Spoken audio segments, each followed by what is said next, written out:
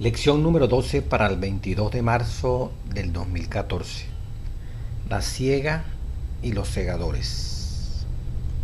El versículo de memoria, Juan 15:8. En esto es glorificado mi Padre, en que llevéis mucho fruto y seáis así mis discípulos. Lección 12. Estamos terminando ya casi el trimestre, ¿verdad? El discipulado. Los discípulos y las escrituras. Como Jesús, primera lección, usó las escrituras para que también nosotros aprendiéramos a usarlas. La segunda lección, discipular mediante metáforas, parábolas, el método de Jesucristo. La tercera lección comienza a quiénes discipular, pero especialmente el secreto de discipular, llevar alma a los pies de Jesucristo, a la oración. La cuarta lección que estudiamos, discipular a los niños. Luego la quinta, discipular a los enfermos. La sexta, discipular a la gente común. La séptima, Jesús y los desechados sociales. La octava lección, con los ricos y los famosos. La novena lección, discípulos. Discipular a los poderosos, nada menos y nada más, ¿verdad? La décima, discipular a las naciones, una tribu, nación, polilingüe. La lección número 11, discipular a los líderes espirituales, preparar a los siervos que han de llevar este evangelio, los métodos, teoría y práctica. Y la lección número 12, la ciega y los segadores, que es la que nos toca estudiar en esta semana. La gran cosecha y los que han de cosechar. Dice la lección en la introducción, ¿verdad?, del día sábado: las teorías modernas para el liderazgo nunca deben sustituir el fundamento que Cristo puso. Cada vez que la excitación y la publicidad tienen prioridad sobre el crecimiento espiritual, los resultados son superficiales y dan esterilidad espiritual. Cada vez que el proselitismo desplaza el arrepentimiento, ganar miembro por ganar, no importa que no se arrepienta, la conversión y la transformación espiritual, la misión tambalea. Cada vez que el proselitismo desplaza el arrepentimiento, la conversión y la transformación espiritual, la misión tambalea, dice la introducción del folleto.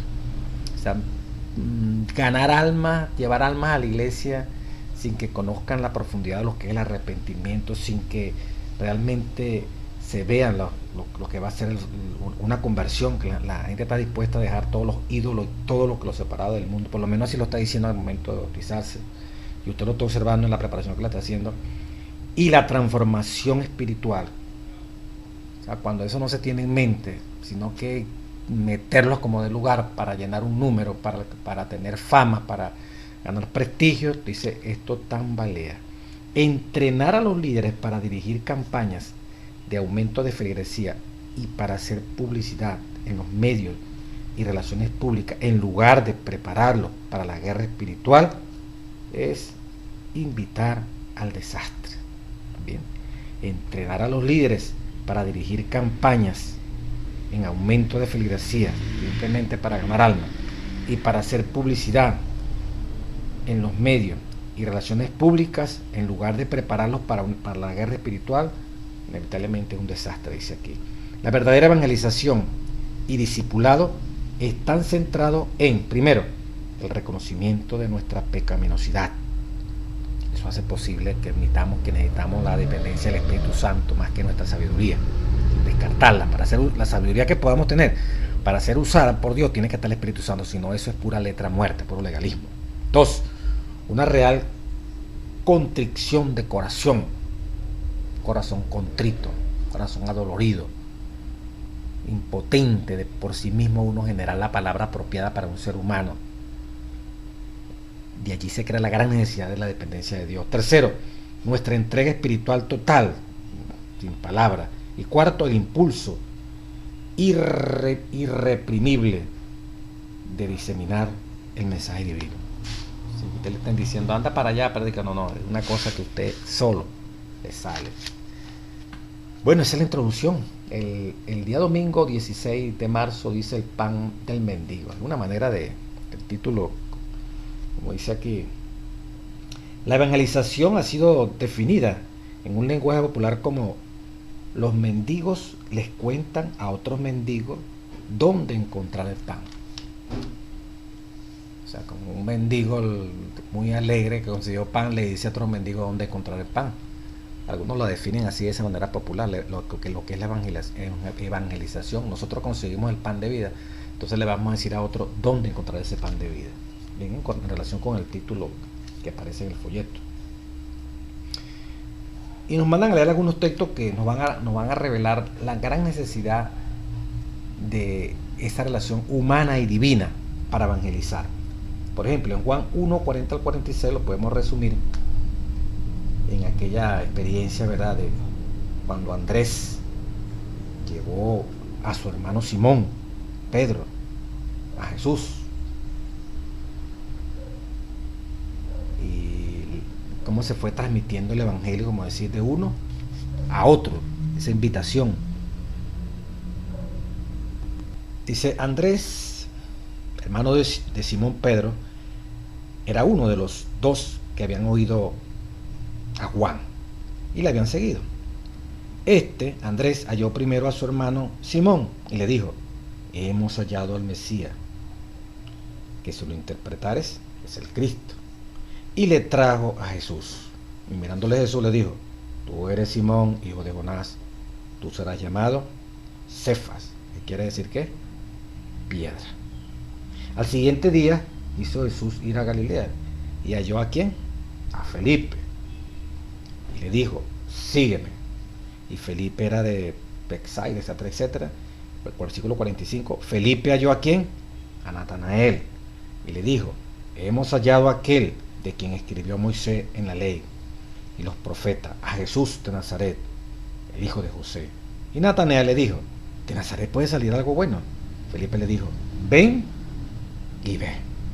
Jesús, viendo que Natanael venía hacia él, dijo de él, he aquí un verdadero israelita en quien no hay engaño. Le dijo Natanael, ¿de dónde me conoce? Respondió Jesús y le dijo, antes que Felipe te llamara, cuando estabas debajo de la higuera, te vi. Entonces Natanael le dijo, Rabí, tú eres el Hijo de Dios, tú eres el Rey de Israel. Vemos allí, ¿verdad?, una relación. Andrés lleva a Pedro, luego Dios llama a Felipe, Jesús llama a Felipe, Felipe a su vez llama ¿a quién? ¿Quién llama a Felipe? A Natanael. Mire lo que dice el Espíritu de Profecía en cuanto a esto. El caso de Felipe y de Natanael, en las notas de Elena White, es un ejemplo de la verdadera obra misionera. Felipe había visto a Jesús y estaba convencido de que era el Mesías. Lleno de gozo, deseaba que sus amigos conociesen también las buenas nuevas. Deseaba que la verdad que le había traído tanto consuelo fuese compartida por Natanael. La gracia verdadera revelará siempre su presencia en el corazón difundiéndose. Felipe fue a buscar a Natanael y cuando le llamó, este contestó desde el lugar donde oraba, bajo la higuera.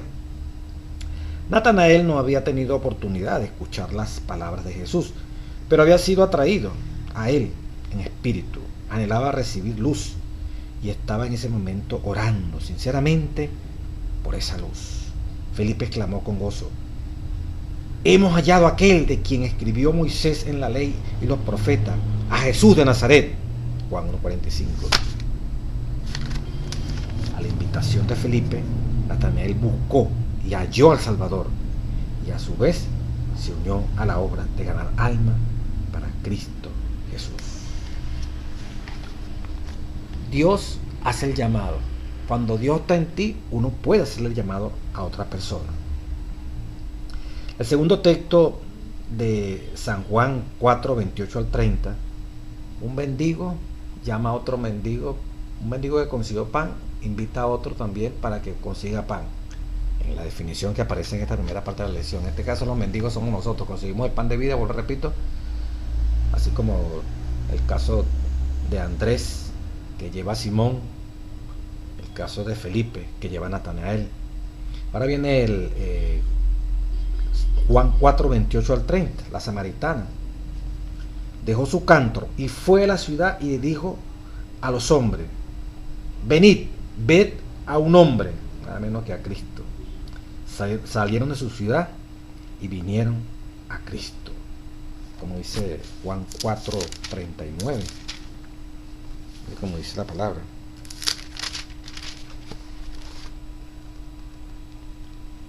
Y muchos de los samaritanos de aquella ciudad creyeron en él por la palabra de la mujer, que testificaba diciendo: me ha dicho todo lo que he hecho. ¿Qué dice la palabra allí? Juan 4:39. Y muchos de los samaritanos de aquella ciudad creyeron en Cristo Jesús. ¿Por medio de quién? Por la palabra de la mujer. Lo divino y lo humano. El contacto con Jesús hace posible que tú lleves el mensaje a otro. Contacto, realmente, así como comenzando con Andrés, pues, ese contacto personal de Andrés con el Señor Jesucristo. En San Juan, cuando analizamos el versículo 40, Andrés, hermano de Simón Pedro, era uno de los dos que había oído a Juan y le había seguido. Este halló primero a su hermano Simón y le dijo: hemos hallado al Mesías. Cada uno primero se encontró cara a cara con Dios, con el Mesías, para poder entonces transmitirle a otro: he encontrado el pan de vida, que es Cristo Jesús. Y otra cita allí, ¿verdad?, que parece que nos mandan a leer en San Juan 15, 26, 27, habla del Consolador. Cuando venga el Consolador, nada menos y nada más, el Espíritu Santo, daréis testimonio. O sea, el poder hablar, el poder comunicar la experiencia de a quien hemos encontrado, en quien estamos satisfaciendo esa necesidad como de hambre, comparando la palabra como el pan de vida. Cuando tenemos esa experiencia personal, la podemos transmitir con gozo y con alegría, e invitar a otro en esta obra de cosechar en medio de esa gran siembra, ¿verdad?, preparada ya para ser cosechada como somos seres humanos. Qué bonito, ¿verdad?, cuando uno va entendiendo estas cosas. Y la cuarta cita en Juan 19, 35, 36, él dice: el que lo vio da testimonio. El que lo vio da testimonio, nada menos que Juan. En Juan 19, 35, 36. Y el que lo vio da testimonio, y su testimonio es verdadero. Y él sabe que dice verdad, para que vosotros también creáis. Porque estas cosas fueron hechas para que se cumpliesen las Escrituras. Hueso suyo no será quebrado. O sea, se testifica de lo que se ve, de lo que se oye, de lo que se palpa. Y aquí dice Juan: mire, yo estoy hablando de lo que yo oigo, veo, palpo. Esta es la experiencia personal. Por eso decía la introducción, ¿verdad? El verdadero líder, necesita conocimiento, necesita también tener la práctica, tener la experiencia práctica de ese conocimiento primeramente en su vida. O sea, reconocer que necesita ese pan de vida, reconocer que necesita alimento espiritual, reconocer que ese pan le está alimentando, reconocer que ese pan le está dando vida.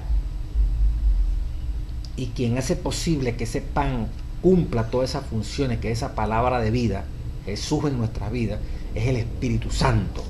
Sin el Espíritu Santo el testimonio es un cascarón vacío, no tiene sentido. Por eso, como acabamos de ver, pues, cada uno busca a otro, cada uno evangeliza a otro, cada uno va en busca de esa cosecha, de parte de esa cosecha, porque primero ha tenido un encuentro con Jesucristo. Primero reconoce la importancia de que Cristo haya sido para él un tesoro grande, al tener ese contacto con Él. Ha tenido un gran significado Cristo en la vida de quien lo está predicando. Se ha visto sanado, se ha visto alimentado. Y cuando ya eso se experimenta, usted no lo puede dejar guardado en su corazón. Tenemos que sacarlo. Y sacarlo implica ir a cosechar, ir en busca de las almas. Aparte del lunes, 17 de marzo, Jesús estimuló la paciencia. Nos mandan a leer aquí un grupo de citas, ¿verdad? La cita que le leía de Felipe, el caso de Felipe y Natanael, es un ejemplo de la verdadera obra misionera.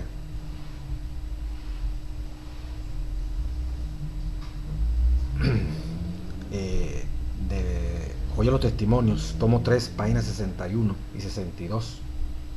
O sea que es un ejemplo maravilloso, ¿verdad? De Felipe cuando consigue a Natanael. Dice aquí un ejemplo verdadero de la obra misionera. Felipe había visto a Jesús y estaba convencido de que era el Mesías. Lleno de gozo deseaba que sus amigos conociesen también las buenas nuevas. Deseaba que la verdad que le había traído tanto consuelo fuese compartida por Natanael. La gracia verdadera revelará siempre su presencia en el corazón difundiéndose. Felipe fue a buscar a Natanael, porque le decía, pues, es algo que usted no puede quedar tranquilo. O sea, a nosotros no hay que estar instándonos a que tenemos que salir a buscar las almas. El Espíritu Santo mismo nos insta. Y no lo sentimos como una obligación, sino como algo que bueno, usted tiene que experimentarlo, pues. No puede estar tranquilo, pues. Algo que le impele, es del cielo. Cuando Jesús estimuló la paciencia, esto tiene que ver, hermano, la gran lección de esperar siempre la dirección del Espíritu Santo para esta obra de ir a cosechar, tanto para sembrar como para cosechar. Lucas 24, 47 al 53, Jesús dijo: quedaos en Jerusalén hasta que seas investido de poder. Parte de la cita que nos van a leer, Hechos 1, 6 al 8, podemos resumir: que no se fuesen de Jerusalén, que esperasen, otra vez la palabra esperar, la promesa del Padre, en Hechos 1:4. Recibiréis poder, y cuando venga el Espíritu Santo, entonces me vas a hacer testigo en todas las partes, comenzando por Jerusalén. El 1:8 de Hechos de los Apóstoles. La tercera, y el bautizo del Espíritu Santo, que esperaran el bautizo del Espíritu Santo. No podían salir a predicar si no recibían ese poder para llegar a las almas. Tengan paciencia, Jesús dijo. En la cita número 3, en el libro de Lucas 16, 6 al 10, podemos resumir una manera tan excelente, en Hechos 16, 6 al 10. Interesante leerlo. Mire cómo dice: y pasando a Frigia, Hechos 16, 6 al 10. Y pasando a Frigia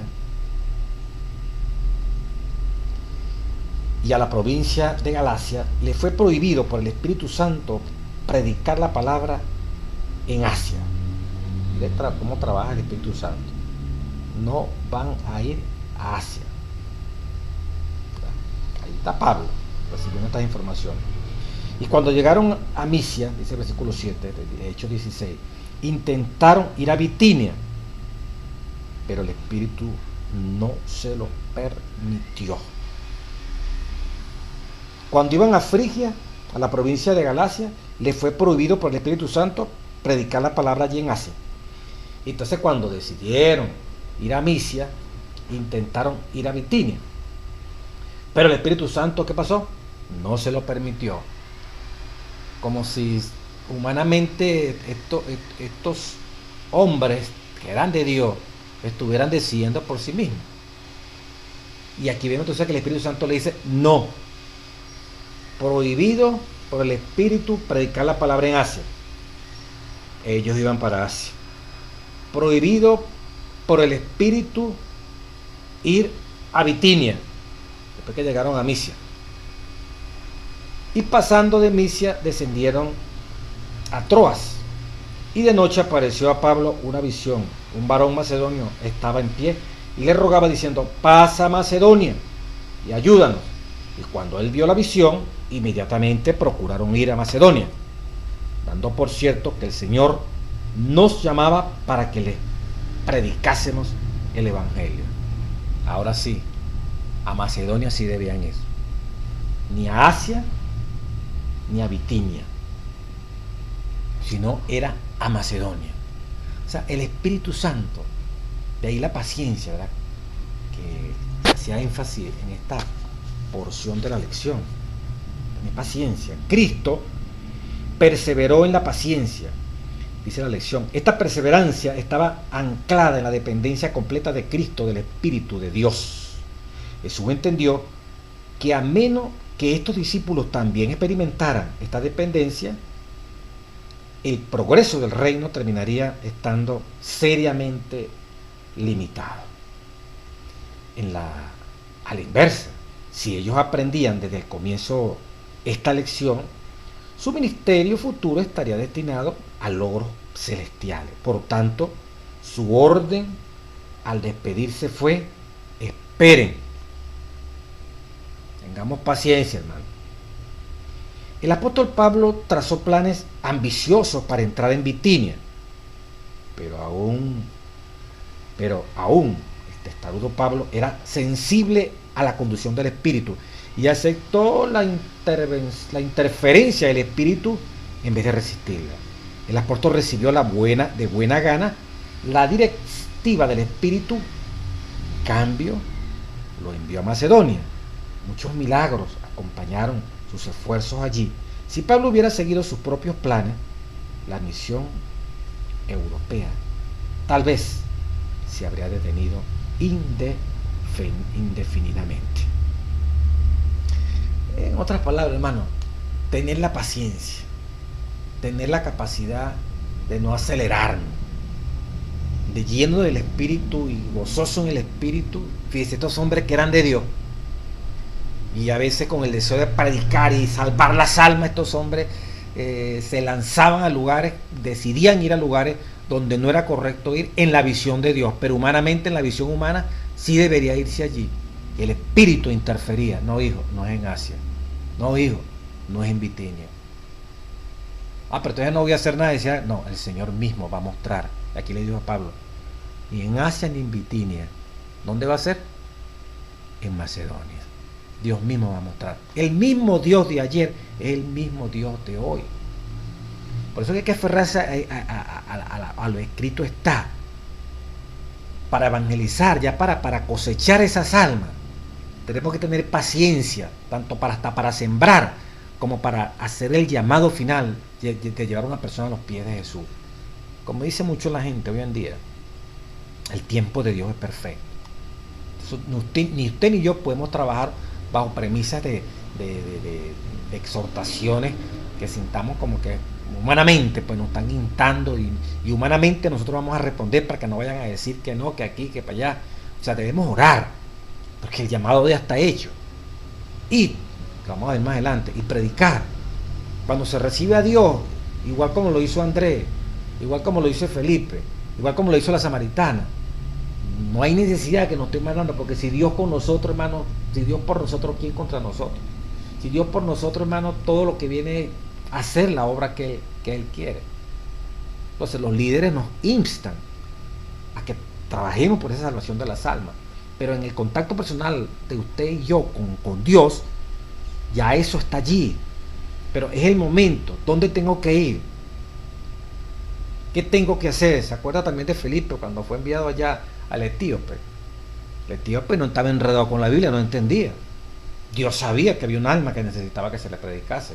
Dios lo envió directamente allí. Podemos decir: Señor, tú que conoces la cantidad de personas que están confundidas, que andan buscando luz, muéstrame, llévame a ellas, Señor.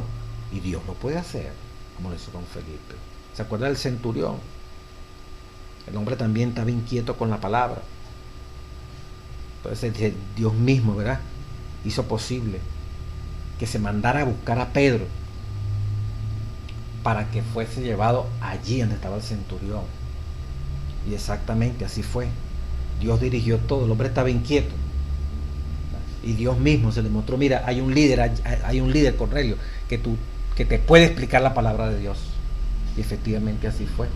Pedro recibió la visión y se le ordenó que fuese allí. Y Dios obró para que este hombre, este centurión, este pagano, enviara una comisión a buscarlo. Y Dios preparó el terreno para Pedro, que cuando llegara a esa comisión entendiera que esa gente venía del cielo para que cumpliera una misión de evangelizar.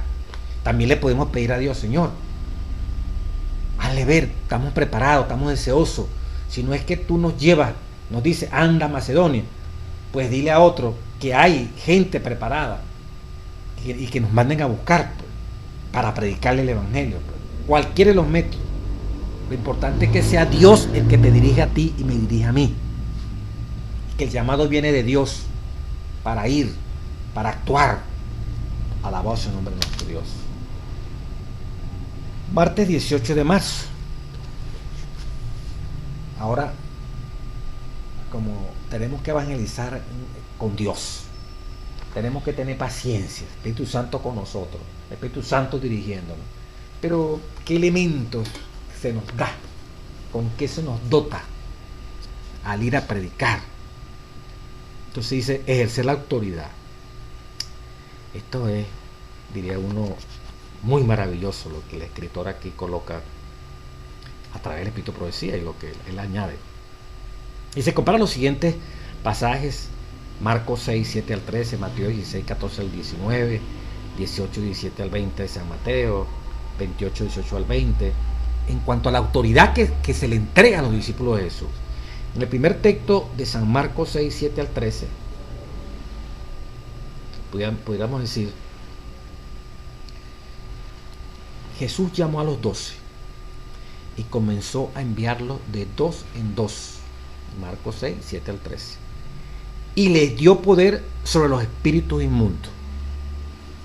Van a tener poder sobre los espíritus inmundos. Su evangelización va acompañada de un poder sobre todo espíritu inmundo. Y los envió de dos en dos. La segunda cita bíblica de San Mateo 16, 14 al 19 encontramos: todo lo que atares en tierra, atado será en el cielo. Y todo lo que desatares en la tierra, será desatado ¿a dónde? En el cielo. Comenzaba ese versículo allí, ¿verdad? De Mateo 16, hablando de las llaves del reino de los cielos que les entregaba a Pedro. Vamos a analizar esa parte tan interesante, ¿verdad? Que habla allí la lección del significado de lo que es ese asunto de las llaves. Y la tercera cita en Mateo 18, 17 al 20. Todos los discípulos ahora se les dice, no solamente se le dijo a Pedro, a ti te daré las llaves del reino, sino que ahora en Mateo 18, versículo 17 al 20, se le dijo a todos los discípulos, se les dice lo anterior, que todo lo que atares en la tierra será atado en el cielo, y todo lo que desatares en la tierra será desatado en el cielo. No solamente a Pedro, porque a veces nuestros hermanos católicos toman que Pedro es el que tiene la llave del cielo, y ahí se ve la autoridad que se le dio a él por encima de todos los discípulos. No, en Mateo 18, 17 al 20, lo mismo se le dice a todos los discípulos. Y la otra cuarta cita, diríamos nosotros, 1, 2, 3, Mateo 18 al 20, 28, versículos 18 al 20, id y enseñad a todas las naciones, bautizando y enseñando que guarden todas las cosas. Pedro, hablando de la segunda cita, ¿verdad? La autoridad de atar y desatar, la llave del cielo, dice la lección, el deseo de toda la gente, página 382, importantísimo esta cita. Pedro había expresado la verdad, que es el fundamento de la fe de la iglesia. Y Jesús le honró como representante de todo el cuerpo de los creyentes. Dijo: a ti te daré las llaves del reino de los cielos, y todo lo que ligares en la tierra será ligado en los cielos, y todo lo que desatares en la tierra será desatado en los cielos. ¿Qué son esas llaves? Mira lo que dice el Espíritu de Profecía. Las llaves del reino de los cielos son las palabras de Cristo. Todas las palabras de la Santa Escritura son de Cristo y están incluidas en esta frase. Las llaves del reino es toda la palabra escrita en la palabra de Dios, que son las palabras de Cristo Jesús. A mí no hay nada más. Fíjense la definición tan bonita.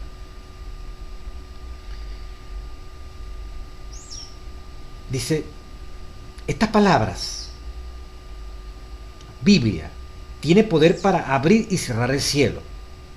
Declaran las condiciones bajo las cuales los hombres son recibidos o son rechazados. Así la obra de aquellos que presentan la palabra de Dios tiene sabor de vida para vida o de muerte para muerte. La suya es una misión cargada de resultados ¿qué? Eternos. Entonces, cuando se le hace autoridad también a los discípulos, de atar aquí en la tierra y se ata en el cielo, se le da las llaves del cielo, como se le dijo a Pedro, ¿verdad? A ti te daré las llaves del reino de los cielos, y todo lo que ligaras en la tierra será ligado en los cielos. Te daré las llaves del reino de los cielos. Las llaves. ¿Y qué son las llaves? Acabamos de leer del Espíritu de Profecía, la página 382 del Deseo de toda la gente. Las llaves son las palabras de Jesús. Son todas las palabras registradas en las Escrituras, que son las mismas palabras de Cristo Jesús. La Biblia, y como dice aquí tan bonito, declaran estas palabras. La Biblia tiene poder para abrir y cerrar el cielo. Declaran las condiciones bajo las cuales los hombres son recibidos o rechazados. La palabra de Dios, dependiendo como usted la recibe o yo la recibo, como yo la uso para bien o para mal, me da entrada o me cierra las puertas al reino de los cielos. Vea lo bonito que es esto. Nosotros tenemos el privilegio de mostrarle a la gente, esta es la llave, la Biblia es la llave. El vivir las cosas que están allí escritas en las Sagradas Escrituras, esa es la llave que nos permite abrir las puertas del cielo y entrar y estar en el reino de los cielos. Con esta misma palabra, si es mal usada, aunque tenemos la llave, pero la usamos mal, las puertas de los cielos no se pueden abrir. Con las mismas llaves, que es la palabra de Dios, pero no sabiéndolo usar, las puertas no se van a abrir. O sea que la palabra de Dios, si se usa bien, somos recibidos en el reino de los cielos. Se abren las puertas, abrimos las puertas para entrar.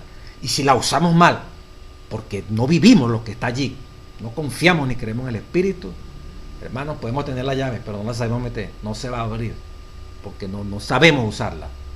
No la usamos como para que se abriesen las puertas del cielo. La usamos más bien como para que permaneciera cerrada. En vez de abrir, lo que hacemos es cerrarla. Pues, o sea, con la misma llave trancamos en vez de abrir. Por eso esto se da una amplitud de muchos temas en las Sagradas Escrituras. ¿Se acuerdan la parábola de las 10 vírgenes? Las 10 vírgenes representan en Mateo 25 la iglesia verdadera. Eran vírgenes, eran sinceras, eran honestas, creían en la venida de Jesucristo. Es la iglesia de hoy en día, dice palabra de vida del gran maestro. Y a la final, ¿qué fue lo que pasó, hermano? Cuando vino el momento de la crisis final, ya el mundo se acaba. 5 estaban preparadas y 5 no estaban preparadas. 5, las puertas se abrieron y entraron. El esposo y la esposa con la comitiva entraron a la boda del Cordero. Y las otras 5 pretendieron entrar, y cuando llegaron frente a la puerta, ¿qué pasó? ¿Qué pasó? No pudieron entrar. En San Mateo 25, versículo 10, hablando de las parábolas de las 10 vírgenes. Y entre tanto que ellas, las vírgenes fatuas, las que no estaban preparadas, iban a comprar, vino el esposo, y las que estaban apercibidas entraron con él a las bodas. Y se cerró la puerta, hermano. Y después vinieron también las otras vírgenes, las fatuas, diciendo: Señor, Señor, ábrenos. Pero él respondiendo dijo: de cierto os digo, no os conozco. Ábrenos. ¿Y qué pasó con las otras? Y cuando, entre tanto que ellas iban a comprar la fatua, vino el esposo, y las que estaban apercibidas entraron con él a la boda y se cerró la puerta. La puerta se abrió y entraron las fieles y se cerró la puerta. ¿Qué le permitió a esas vírgenes diligentes? Tenían provisión del Espíritu Santo, usaron perfectamente la palabra de Dios, las llaves del cielo, que es la palabra de Dios, fueron usadas. Y con esas llaves, simbólicamente, pero en forma práctica, el vivir esa palabra de Dios, que simbolizaba como las llaves, les permitió que se abrieran las puertas, abrir las puertas, entraron, y dice, y las puertas se cerraron después que entraron a la boda. Y luego las otras, las que aparentemente también tenían las llaves, no pudieron entrar, encontraron la puerta cerrada, y como dice aquí, y después vinieron también las otras vírgenes diciendo, Señor, Señor, ábrenos, ábrenos. Mientras que en las otras las puertas prácticamente cuando llegaron ya se abrieron. Su vida hizo posible que al llegar allí a la gran reunión las puertas se abrieron solitas, pues, para dar la bienvenida. Tenían las llaves, su vida práctica, la Biblia en sus corazones abrió las puertas de los cielos para que entraran a las bodas del Cordero, mientras que las otras las encontraron cerradas. La llave que ha podido servir, la palabra de Dios que ha podido servir para abrir la puerta, lamentablemente no funcionó, no había aceite en las vasijas, y cuando lo procuraron ya era tarde, ya se había cerrado. Entonces es bonito ahora entender que las llaves del cielo Dios también nos las entrega a nosotros para que nosotros accesamos al cielo.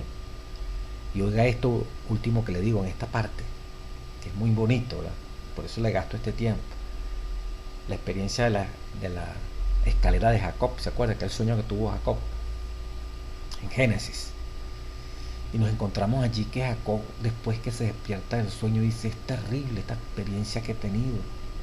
Aquí estuvo Dios. Mire como dice en Génesis 28:16. Y despertó Jacob de su sueño y dijo, ciertamente Jehová está en este lugar, y yo no lo sabía. Y tuvo miedo y dijo, cuán terrible es este lugar. Allí estuvo Dios. Y dijo, no es otra cosa que casa de Dios. La iglesia, hermano, el templo donde tú te congregas. ¿Y puerta de qué? Y puerta del cielo. Alabado sea el nombre de Dios.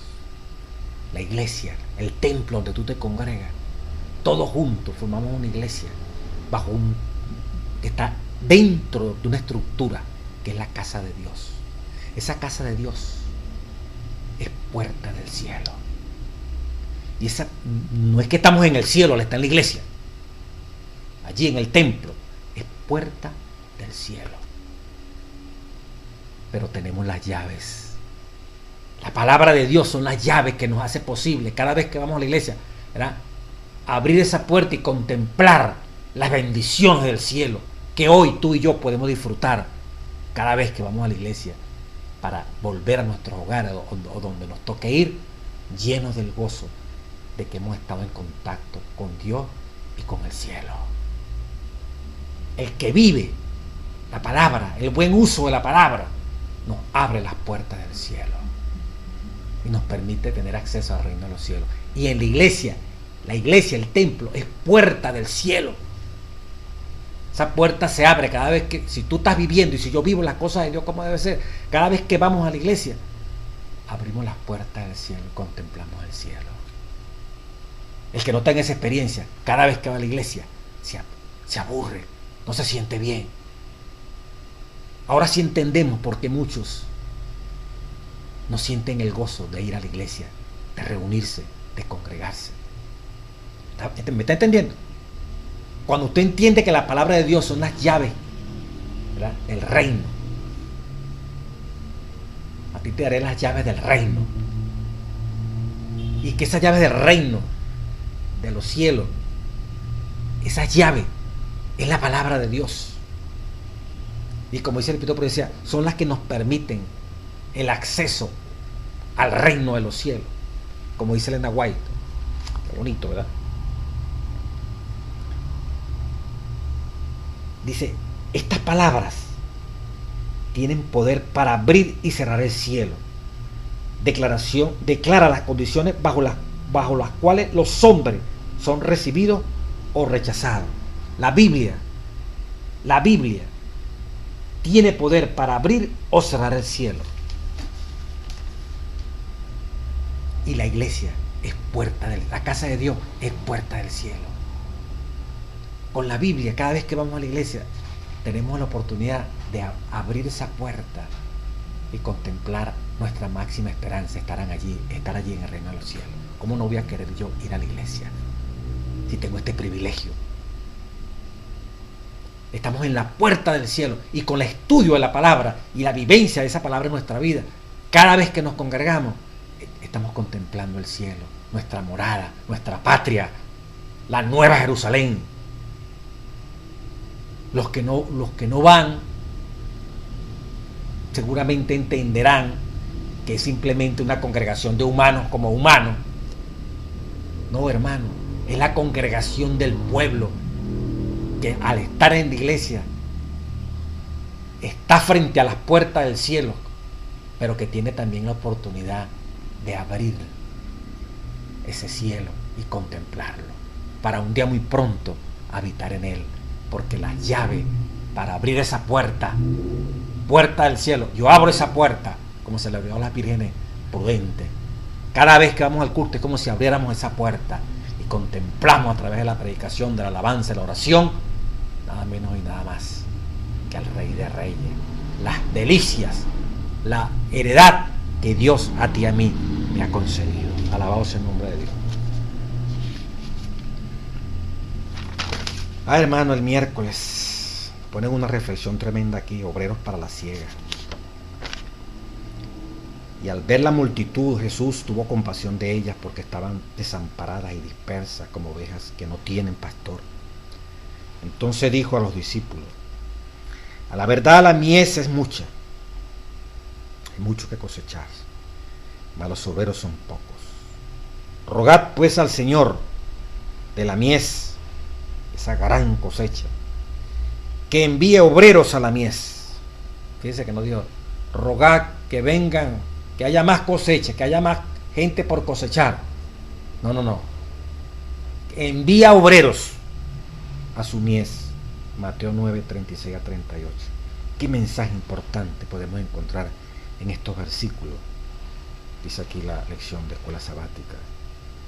Tal vez no percibimos que debemos, dice la lección, rendir cuenta por las almas que perecen, y ocupamos nuestro tiempo en actividades en la iglesia, responsabilidades cívicas, el mantenimiento de los edificios y otros proyectos valiosos y dedicados a conservar el status quo. Sin duda, todo esto es bueno. No obstante, miembros de iglesias bien intencionados dudan a veces del valor de la evangelización, o expresan este sentimiento: pastor, este asunto de la evangelización está bien, pero ¿no necesitamos programas para las personas que ya están en la iglesia?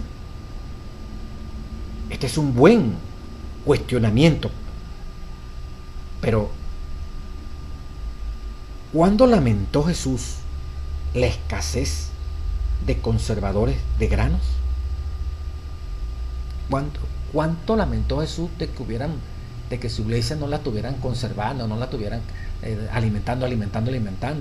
Jesús se quejó de que no se le estaba dando alimento a la iglesia. Lo que quiere decir eso.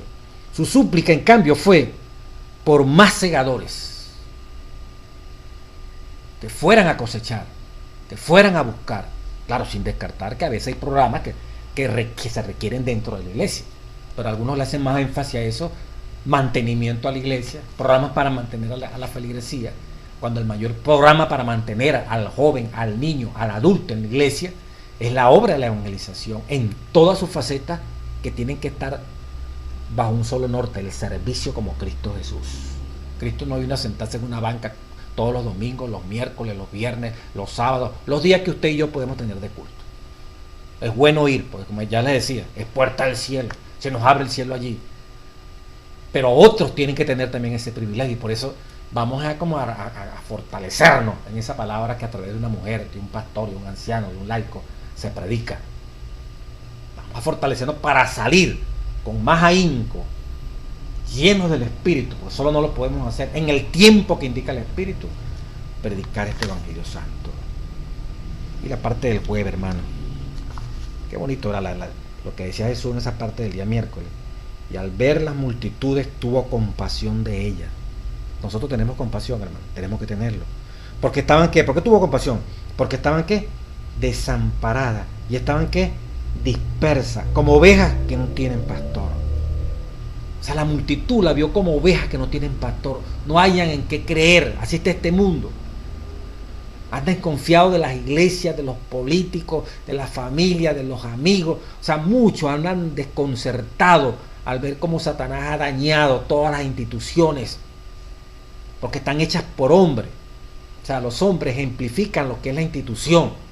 Por eso Jesús no se cansa de decirnos en la Biblia, ¿verdad? Que os améis los unos a los otros para que el mundo pueda creer que ustedes son mis discípulos. Un mandamiento nuevo os doy, que os améis los unos a otros como yo os he amado.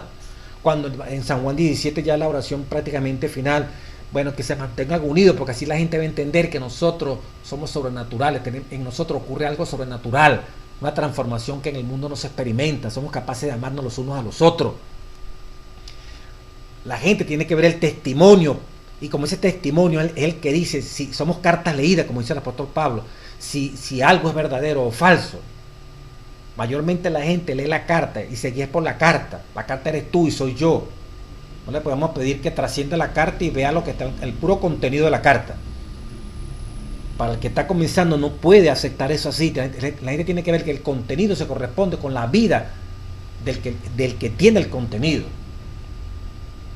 Entonces las instituciones que los hombres representan, la iglesia es una institución divina, manchada por la cizaña. La gente no cree en iglesia, la gente no cree en los hombres de afuera. Entonces están dispersos como ovejas. Digo, el Señor no los vio como satánicos, los vio fue como ovejas perdidas.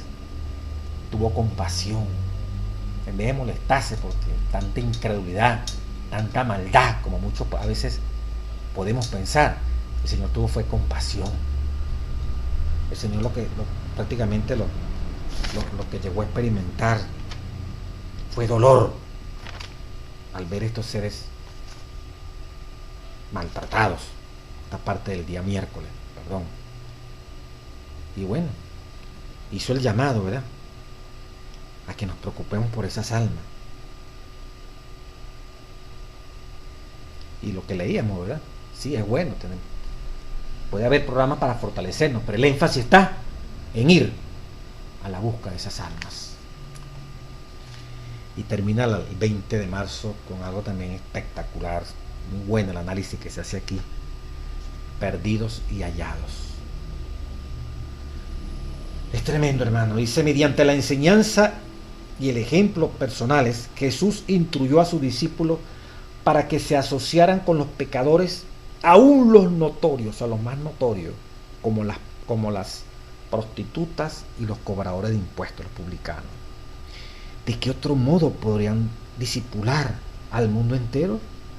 Muchas veces su enseñanza se concentró en estos pecadores, prostitutas y publicanos. Los caracterizó como perdidos, lo que demuestra cuán misericordioso era Cristo. Podría haberlos caracterizado, señalados pues, como rebeldes, y claramente que lo eran, o depravados. En cambio eligió llamarlos como perdidos.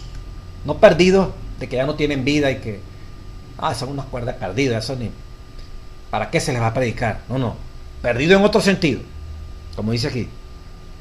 Perdido no tiene la connotación negativa contenida en esas otras palabras como son unos rebeldes, son unos depravados, como esa prostituta, ese publicano. Lo llamó fue perdido, no depravado ni rebelde. Más que castigar a las almas caídas, deberíamos seguir el ejemplo de Cristo. Perdidos es una descripción generosa, porque la responsabilidad está colocada sobre quienes los encuentran. Qué tremendo, ¿no?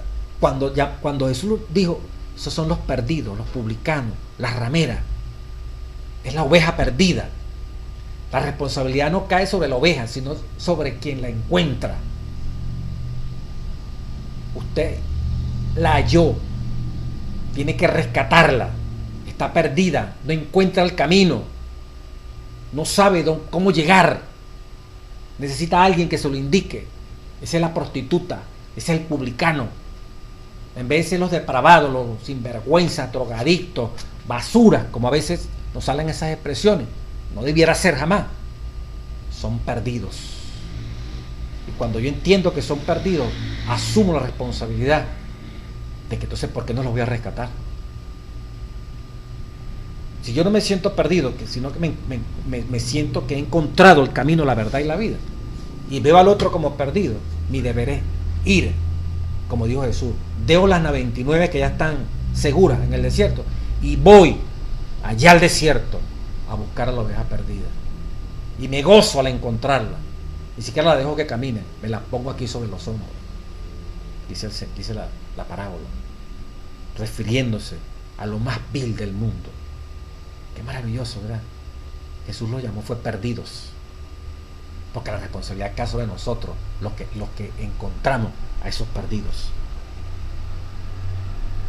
En todos los evangelios Jesús estimula a los creyentes a llegar a ser halladores. Somos halladores. Somos halladores también. Somos los que hallamos los que se han perdido. Tenemos que ir a encontrar a los perdidos. Quiere que, dice aquí, amemos y alcancemos a los perdidos sin importar el tipo de personas que sean o la clase de vida que lleven. Este es el servicio, dice Palabra de Vida, Gran Maestro, página 166. Este es el servicio que Dios ha escogido. Mire cómo dice, mire el servicio que Dios ha escogido. Desatar las ligaduras de impiedad. Una persona que está cometiendo impiedad, para Dios es como está amarrada. Tiene un poco de hilos, cabullas, ataduras de pura impiedad. Póngale usted el nombre a diferentes impiedades que pueden existir. ¿Cuál es la función de nosotros? Desatar las ligaduras. La persona no está consciente. Tiene demonios que lo está haciendo actuar así. Yo no me puedo quedar simplemente viendo la impiedad y sacarle el cuerpo. Uy, mira, es un ladrón, sinvergüenza. Es una persona demasiado hipócrita, es un mentiroso aquí. Entender que son ligaduras del demonio. Y tu deber y mi deber, en vez de juzgar y condenar, tu deber y mi deber es ir a esas personas y desatar esas ligaduras con el poder del Espíritu Santo. Dice, este es el servicio que Dios ha escogido, desatar la ligadura de impiedad, deshacer los haces de la opresión. ¿Ven usted eso? Y dejar ir libre a los quebrantados, que rompáis todo yugo. O sea, ver el mundo como que tiene el yugo, un yugo metido allí por Satanás, del vicio, de la idolatría, de la fornicación, del adulterio, de la intemperancia. Son yugos que Satanás ha puesto allí. Nosotros en vez de quedarnos en ver ese que tiene el yugo clavado allí, ese que tiene las ligaduras allí de impiedad, tenemos que entender que él por sí solo no puede quitarse eso. Tenemos que hallar a esa persona, ir a ese que está perdido y desatar esas ligaduras. Y como dice aquí, quitar, como dice la palabra literalmente aquí, romper todo yugo. No solamente quitarlo, romperlo. El yugo de la droga, el yugo de la indiferencia, el yugo de la ladronería, el yugo de la falsedad, el yugo del egoísmo, el yugo de los miles y miles de vicios que los seres humanos pueden tener y desviaciones. No quedarnos en ver el yugo, en ver la impiedad, en ver la opresión, sino que ir a ella y romperla, como el caso de los yugos, dice la palabra aquí. Y no te escondas de su carne. Isaías 58, 6, 7. Cuando comprendáis que sois pecadores, salvados solamente por el amor de vuestro Padre Celestial, sentiréis tierna compasión por otros que están sufriendo en el pecado. No afrontaréis más la miseria y el arrepentimiento con celos y censuras. Cuando el hielo del egoísmo de vuestros corazones se derrita, estaréis en armonía con Dios y participaréis de su gozo por la salvación de los perdidos. Palabras de vida del Gran Maestro, página 166. Hermano, qué bonita, ¿verdad? Lo que el Señor nos plantea allí de la misión, perdidos y hallados. Somos los halladores. Qué hermoso, hermano, ver al mundo como lo vio Jesús. Una multitud, una mies grandísima, como le decía la parte del miércoles. Jesús tuvo compasión de las multitudes porque estaban desamparadas y dispersas como ovejas que no tienen ¿qué? Pastor. Ovejas descarriadas. Vio al mundo como ovejas que no tienen pastor, perdidas, desamparadas, no tienen amparo de nadie. Y esa oveja es la prostituta, es el publicano, es el idólatra. Son todos aquellos que no están sembrados esta verdad y que tienen yugo de vicio, de doctrinas equivocadas, están atados por la lujuria, por la avaricia, por la mentira, por la fornicación, por el adulterio, por el robo, por la codicia.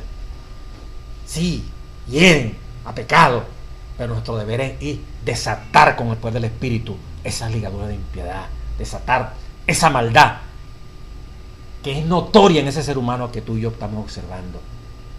Romper el yugo que tiene atado a fulano, a perencejo, a esta persona, a la otra persona. En vez de criticar, en vez de quedarnos observando y maldiciendo y quizás deseándole lo malo a aquel que tiene ese yugo perverso, nos manda el Señor ir y romper ese yugo de ese pobre ser humano que no sabe que tiene un yugo clavado, que no sabe que está ligado por ligaduras de impiedad. Es un perdido y nuestro deber es encontrarme con ese perdido.